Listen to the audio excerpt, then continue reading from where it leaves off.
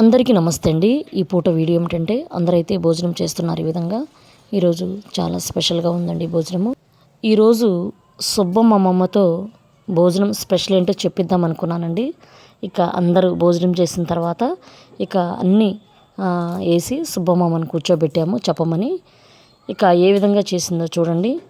మేమైతే ఎంత నవ్వుకున్నామంటే మాటల్లో చెప్పలేము. ఆ విధంగా చేసింది. ఒక్కోసారి మన మాట ఆలకించదు, మనం చెప్పింది వినదండి. ఒక్కోసారి ఆమె మాటే మనం వినాలండి. ఆ విధంగా ప్రవర్తిస్తుంటుంది. చూడండి, ఇలా చేసిన తర్వాత నేను భోజనం స్పెషల్ చెప్పిద్దేమో అనుకున్నానండి. కానీ ఏ విధంగా చేసిందో చూడండి. అందరికీ అన్నపూర్ణాదేవి జీవితంలో అందరికీ సకాలంగా అందించమ్మ తల్లి పార్వతీదేవి జగన్మాత పార్వతీ పార్వతీ గంట చేస్తున్నది కనకదుర్గమ్మ కాళికదేవి పార్వతీ ఓం నమ శివాయ, ఓం నమ శివాయ, ఓం నమ శివాయ, ఓం నమ శివాయ. చెప్పు అయిపోయింది. ఇలా చెప్పి నేను ఇంతే చెప్తాను, ఇక చెప్పను ఇంతే అన్నది. ఇక మరలా ప్రయత్నించామండి. సుఖీ భవాని, అన్నపూర్ణ సుఖీ భవాని, పూర్ణం సుఖీ భవాని, పెరుగు సుఖీ భవాని, సుఖీ భవాని, గోంగూర సుఖీ భవాని, పప్పు కూర సుఖీ భవాని, బంగాళదుంపలు సుఖీ భవాని, పండు మిరపకాయలు సుఖీ భవాని, సాంబారు సుఖీ భవాని, అప్పడాలు సుఖీ భవాని. అన్నపూర్ణాదేవి నా తప్పులు ఉప్పు క్షమించున్నాయన, నా తప్పులు పెరుగు. ఇక సుబ్బమ్మమ్మ చివరికి ఈ విధంగా అయితే చెప్పిందండి. ఎంతగా నవ్వుకున్నామంటే ఇక మాటల్లో చెప్పలేము. ఆ విధంగా నవ్వుకున్నాము.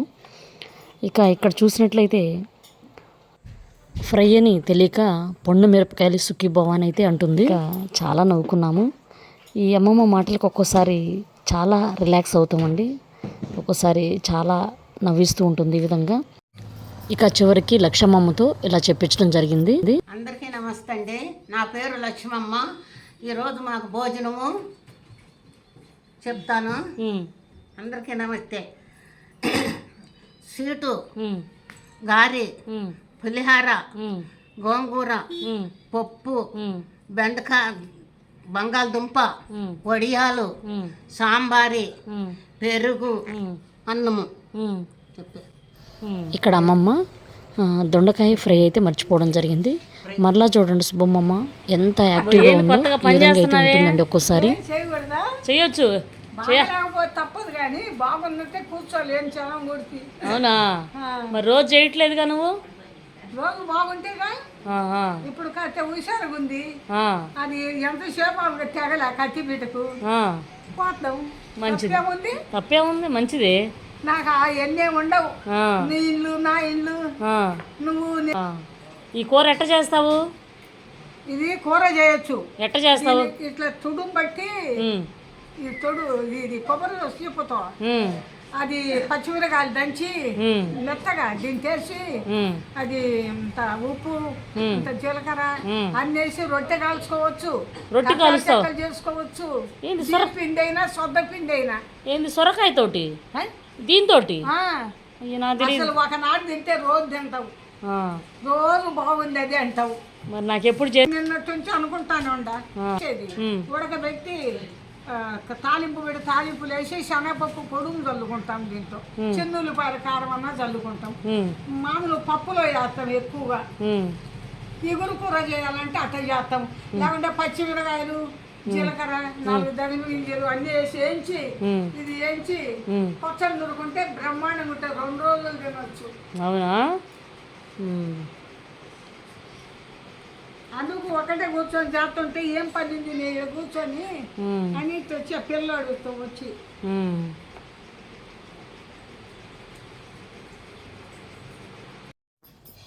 టైం 3:30 అవుతుందండి. ఇక గ్యాస్ ఆఫీస్ దగ్గరికి అయితే రావడం జరిగింది. ఎందుకంటే ఆశ్రమం స్టార్టింగ్లో ఉన్నప్పుడు 2 కనెక్షన్స్ అయితే తీసుకున్నాం మేము ఆశ్రమానికి.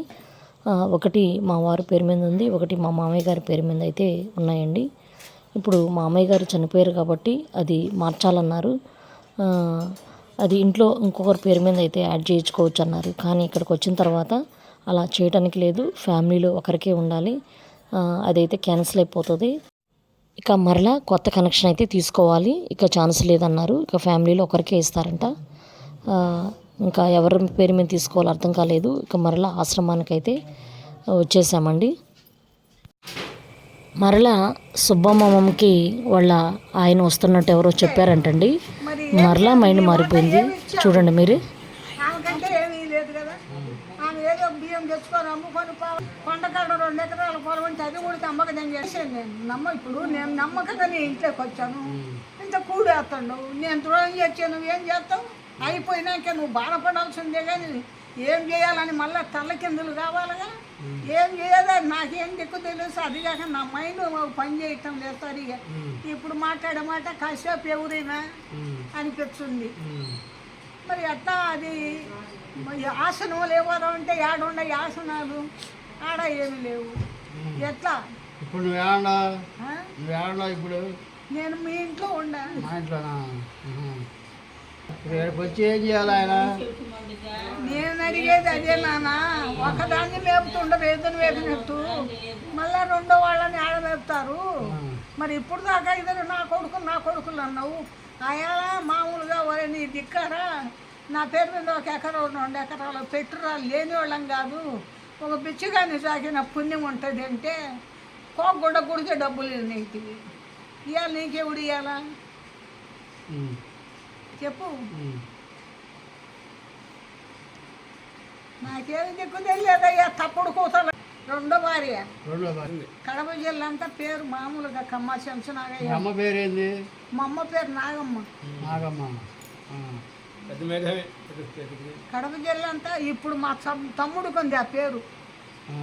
ఏ ఎద్దలు బెరగాడు వచ్చినా ఊళ్ళోకి ఎవరు పై మనిషి వచ్చి ఎవరు ఇంటికి పోతే అన్నం పెడతారంటే శంసనాగయ్య. కడప జిల్లా అంతా పేరు.